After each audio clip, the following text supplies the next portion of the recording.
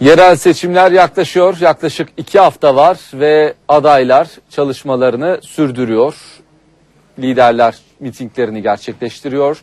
Bugün Üsküdar ilçesi AK Parti Üsküdar Belediye Başkan adayı Hilmi Türkmen'le birlikteyiz. Hem projelerini öğreneceğiz hem seçim atmosferini değerlendireceğiz. Hilmi Bey, hoş geldiniz. Hoş bulduk, teşekkür ederim. Hayırlı olsun öncelikle. Siz 10 yıldır aynı zamanda Üsküdar'da belediye başkan yardımcısınız. Evet, 10 yıldır. Üsküdar bir değişikliğe gidiyor. Evet. Neden aday oldunuz belediye başkanlığına ve bu ihtiyaç, bu değişiklik nereden kaynaklandı? Sizin de ifade ettiğiniz gibi Haluk Bey 10 yıldır belediyede başkan yardımcısı görevi olarak sürdürüyorum. Bu dönem başkanımız Mustafa Karabey devam etmeme yönünde bir karar aldı. Kendi ailevi nedenlerden iş yoğunluğunu gerekçe göstererek. Bunu da Sayın Başbakanımıza arz etti. Başbakanımız da müsaade ettiler. Biz adayı olduk. 5 arkadaşımızla birlikte. Bizde karar kılındı. Sayın Başbakanımız, partimizin yetkili kurulları 30 Mart'ta AK Parti'nin Üsküdar Belediye Başkanı adayı olarak bizleri takdir buyurdular inşallah. Peki az sonra projelere geçeceğiz ama evet, bu yerel seçim genel seçim havasında geçiyor. Gündemde çok ağır konular var. Pek kesinlikle projeler ön plana çıkamadı. İstanbul'da bile, İzmir'de bile, Ankara'da bile projeleri tartışmaktan ziyade gündemdeki bu önemli konuları Türkiye konuşuyor, tartışıyor. İşte Gezi süreciyle başlayan ve 17 Aralık süreciyle devam eden bugün de konuşulan, tartışılan meseleler var. Evet. Sokakta, caddede bu konular Üsküdar'da nasıl tepki görüyor ve siz bu süreci nasıl yorumlarsınız? Şimdi gerçekten sizin de bahsettiğiniz gibi ne yazık ki seçim bir yerel seçim olmaktan çıktı. Gündemde biz tabii adaylık açıklanmasından itibaren mahallelerde esnaf ziyaretlerimiz, çarşı pazar dolaşıyoruz. Tabii ki projelerimizi de anlatıyoruz ama genel gündem ne yazık ki projelerin önüne geçmiş durumda. Ama şunu çok rahat söyleyebilirim, işte Başbakanımızın mitinglerini de takip ediyoruz sonuçta. Üsküdar'daki durum da aynen Türkiye gibi. Maşallah millet her geçen gün bu özellikle 17 Aralık'tan sonraki yaşanan olayları iyi yorumlamış durumda. Partimize, adaylarımıza muazzam bir teveccüh, muazzam bir hüsnü kabul var. Adeta milletimiz görüyoruz ki 30 Mart'ı bizden daha çok heyecanla bekliyorlar.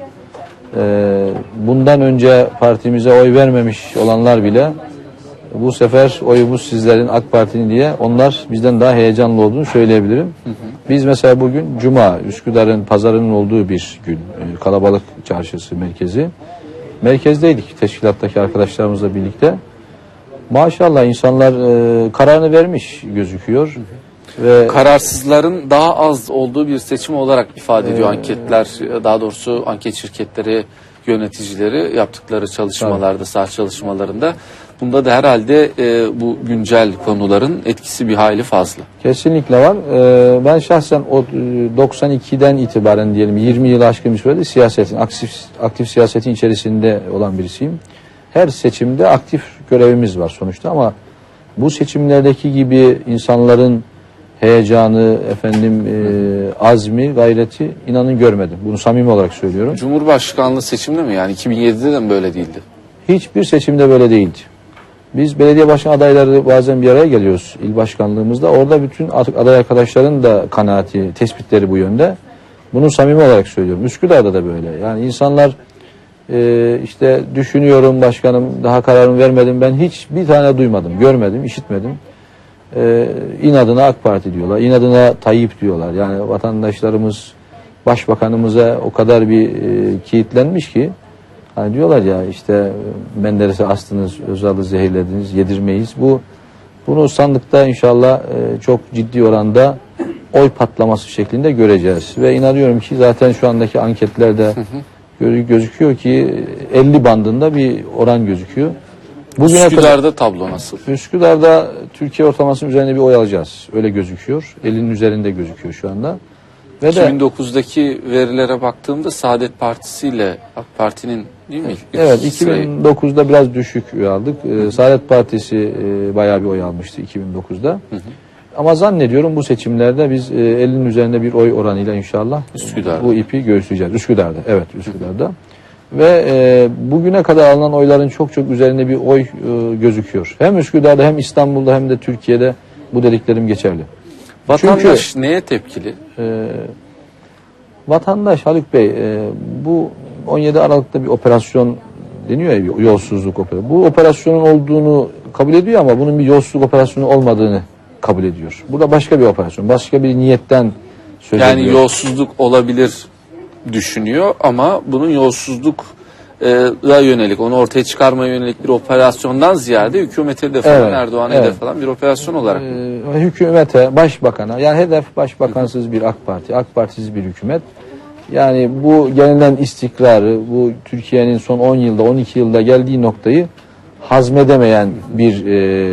hazmedemeyenlerin çabası, bir planı, bir projesi, bir operasyonu olduğunu millet bunu kabul ediyor. Bunu herkes bu şekilde kabul ediyor. Mahalledeki eğitim düzeyi en düşük olan vatandaşımız da aynı kanaatte.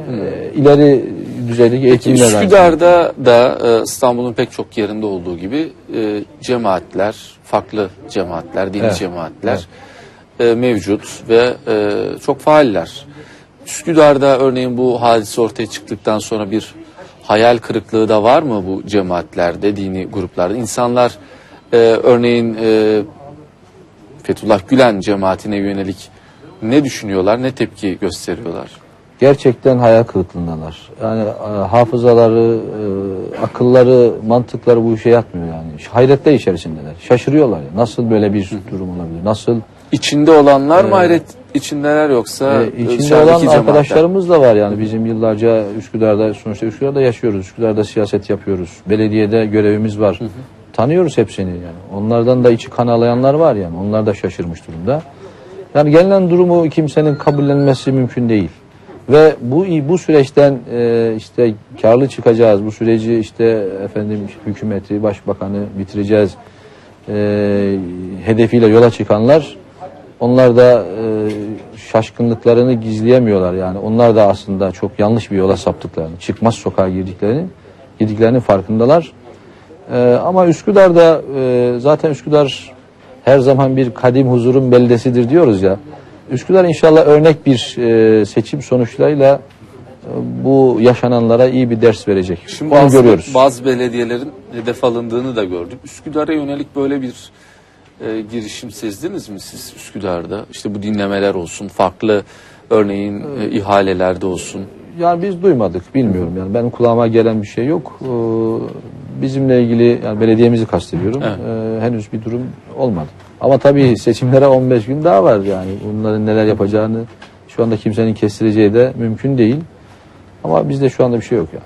Peki, şimdi gelelim Üsküdar'a. Bu arada seçim güvenliği de önemli, onu da konuşalım. Seçim güvenliği için AK Parti'de yoğun bir çalışma olduğunu da görüyoruz. Seçim sürecinde, bu süreçte pek çok endişeden de bahsediliyor ama seçim günü sandık güvenliği çok önemli herhalde. Bu konuda bir çalışmanız var mı? Ya da Haluk bir Bey, gayretiniz? gerçekten sahadan aldığımız hava, seçimin sonuçları belli. Hamdolsun belli sonuçlar inşallah. Bakın başbakanımızın mitingleri Antep'teydi. Belki de Antep tarihinde böyle bir miting yapmamıştır. Her yerde böyle. Sonuçların, vatandaşın iradesinin sonuçlara yansıyacağı, ne şekilde yansıyacağı noktasında endişemiz yok. Tabii sandık güvenliği, sizin bahsettiğiniz nokta da önemli, çok önemli. İnsanlar bize güvenip oylarını verdikten sonra o bize emanet, namusumuzdur. Biz ona sahip çıkmak durumundayız. Şu anda tüm teşkilatlarımız, seçim koordinasyon merkezimizin koordinesinde çok ciddi bir çalışmamız var.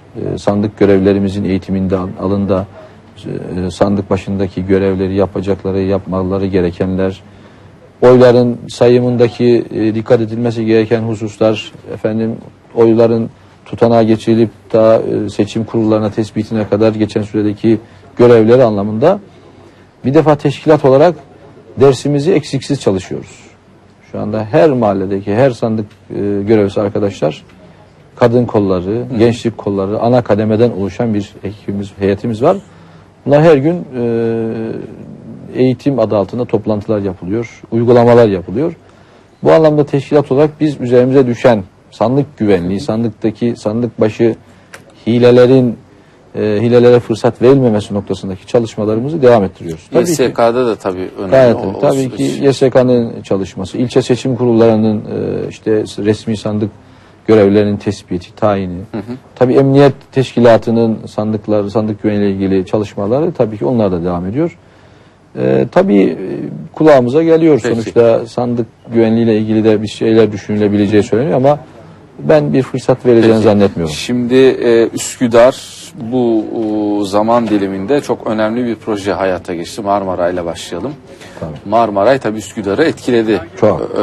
Ne değişti mesela bu birkaç ayda? Üsküdar ilçe olarak nasıl etkilendi, nasıl etkilenecek yazın örneğin turistlerin daha yoğun olduğu dönemlerde daha mı ilgi, daha mı rağbet görüyor Üsküdar? Marmaray bizce Üsküdar'ın yeni bir miladı olmuştur. Marmaray'ın Anadolu ayağı Üsküdar Meydanı. Üsküdar sonuçta. Marmaray'la yolculuk yapanların sayısı her geçen gün artmaktadır. Ve Marmaray'la Anadolu yakasına geçen Üsküdar'da mutlaka bir Üsküdar'ı gezmek, dolaşmak istiyor. Zaten çıktığınız zaman sizi deniz karşılıyor. Evet. Çok güzel de bir manzara var. Biz çarşıda, pazarda esnafımızla görüşüyoruz sonuçta. Marmaray'dan sonra esnafımızın işlerinde %30'luk, %40'lık bir artış olduğunu söylüyorlar. Yani balıkçı Müthiş bir şey. balıkçı 20 kasa balık satarken 30-40 kasa, 50 kasa, 10-30 balık sattığını. Kuyumcu daha çok altın o sattığını. zahmete değdi o Tabii, halde. dönerci işte 60-70 kilo döner takıyorsa 100 kilo döner takmaya başladığını söylüyor. Üsküdar'da camilerin cemaati de arttı yani bu anlamda. Üsküdar'ın meydanı oldukça yoğun bir insan sirkülasyonuna başladı Marmaray'dan sonra. Tabii Marmaray'la birlikte inşallah Üsküdar, Ümraniye, Çekmeköy metro hattı inşaatta devam ediyor şu anda. O proje de devam ediyor. 2015'te mi? 2015'te o da hizmete açılacak. Dolayısıyla çok ciddi bir insan sirkülasyonu. Şimdi orada iş alanları da tabii önemli ya da orada yeni istihdam içinde olanaklar Evet, sağlayacak. Bu anlamda herhalde altyapı ya da üst yapı açısından da artık Projelerimiz var, tabii. Neler var mesela? Şimdi işte bütün bu projelerin Ümraniye hattının işte Avrasya Tüp Geçit projesi de var biliyorsunuz. Evet. Harem'den Ahır Kapı'ya lastik tekerlekli araçlarla ilgili. O da hizmete giriyor 2015'te. O Göztepe'den mi çıkacak? Hemen Ayrılık Çeşme'den çıkacak Haydarpaşa'nın devamında. Anladım. Dolayısıyla Avrasya Tüp Geçidi, Marmaray ve Ümraniye hattı hizmete girdiğini düşünün. Üsküdar'a çok ciddi bir meydan ihtiyacı doğacaktır. Ve otopark ihtiyacı doğacaktır. Bizim inşallah yeni dönemde mevcut belediye binamızı Çavuşdere'ye taşıyoruz. Az daha yukarıya. Üsküdar'ı bilen hemşehrilerimiz biliyor oraları. Çavuşdere'ye taşıdığımızda mevcut binamızı yıkıyoruz. Komple bir meydan yapıyoruz. Şu andaki olduğumuz yeri. Altı da komple bir otopark olacak. 1500-2000 araçlı bir otopark. Üsküdar'ın meydanında yine bir katlı otopark var şu anda. Onu da kaldırıyoruz. Çok çirkin. O Marmaray'ın çıkışı, o alan araç trafiğine kapatılacak mı? Öyle Yok bir henüz kapatılıyor. yok. Öyle bir proje vardı ama onun uygulanabilirliği şu aşamada mümkün değil. Yer altına çarşılar alınması Hani da orada bir düşünülüyordu. meydan düşünülüyor Ondan diye. vazgeçildi. Çünkü Ümraniye hattı ve Marmaray üst üste geldiğinde araya bir dükkan, iş bir yerleri koyacak hani bir et kalınlığı kalmadı artık yani o anlamda. Biraz da orada trafik çok yoğun oluyor o bölgede. İşte yeniden bu dediğimiz biz belediye binasını kaldırdığımızda yeni bir meydan çıkmış olacak ortaya.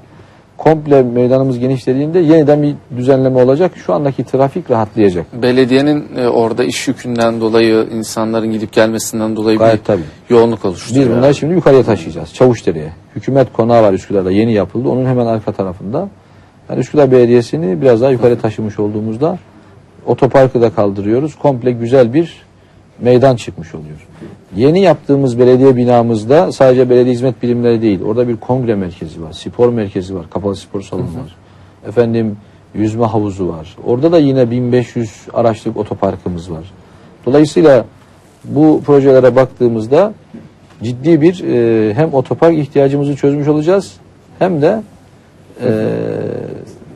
meydan ihtiyacını adeta 3 tane meydana çıkarmış oluruz. Bir şu andaki mevcut meydan, ikincisi belediyemizin olduğu alandaki meydan, 3 otoparkın olduğu alandaki meydan olmak üzere Üsküdar yeniden bir merkeze Peki kavuşmuş olacak. Üsküdar biraz imajını konuşalım. Üsküdar tabii tarihi, kültürel, hani estetik açıdan da çok, görme açısından da çok güzel bir ilçe. İstanbul'un en güzel ilçelerinden biri. Ama yeni yapılaşmayla birlikte estetik kaygı pek güdülmüyor pek çok noktada. Üsküdar'da bu estetik kaygı ya da kent, işte Başbakan Erdoğan Haliç'te konuşmuştu, orada bu konuda bazı serzenişlerde bulundu. 10 yıl nasıl geçti Üsküdar'da bu anlamda ve önümüzdeki süreçte bu konuda neler yapılacak? Şimdi biz gerçekten Üsküdar hani bir tarih şehri, bir kültür, bir medeniyet şehri diyoruz. Ve Mimar Sinan'ın en çok eserinin olduğu ilçe Üsküdar. 10 yıllık görev süremiz boyunca AK Parti olarak Üsküdar'da bu tarihi dokuyu daha da gün yüzüne çıkaracak projeler gerçekleştirdik. Birçok tarihi eseri restore ettik biz ve hala da devam ediyoruz. Başbakanımız 19 Şubat'ta başkan adaylarını Ankara'ya çağırdı, tüm Türkiye'deki. Artık 2014'ten itibaren 2023 hedefine ulaşacağımız bu yolda ince işçiliğe başlıyoruz. Artık estetik belediyecilikten bahsediyor. Bunun da en güzel uygulanacağı zemin belediye Üsküdar'dır. Üsküdar'ın özellikle merkezdeki o tarihi doku gerçekten tam bir ince işçiliğe müsait bir dokudur. Biz yeni dönemde bununla ilgili çalışmalarımız var ve yeni restorasyon projeleriyle özellikle hemen Üsküdar'ın merkezinde Mimar Sinan Çarşısı var, Fatih'in Mahkemesi var. Doğancılar doğru o tarihi yapılar var. Yine tekkeler var, camiler var. Şu anda restorasyonu devam eden camilerimiz var, tamamlanan camilerimiz var. Aziz Mahmut Hüdayi'nin olduğu o bölge var. Dolayısıyla tam da bir örnek ilçe, ince işçiliğin olacağı bir ilçe. Biz yeni dönemde şu anda devam edenler de var, yeni başlayacağımız projelerimiz de var. Ben sorularım bitti. Son bir dakika sizin hani ekleyeceğiniz, söyleyeceğiniz cümleler varsa onları da alalım. İnşallah Haluk Bey, biz önümüzdeki dönem bir taraftan tarihi dokuyu korumak, diğer taraftan da geleceği yakalamak, geleceğe güzel, daha Üsküdar'ı güzel hazırlama adına yeni bir vizyonla, yeni bir heyecanla 30 Mart'tan itibaren yola devam etmek istiyoruz.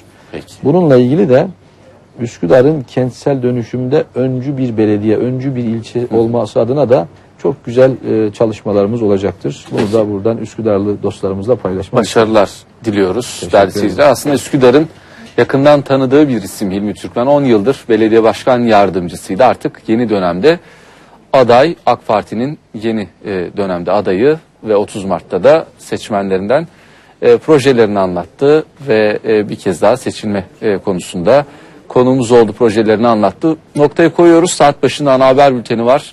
Gündemdeki gelişmeleri, sıcak haberleri izleyebilirsiniz. Hoşça kalın.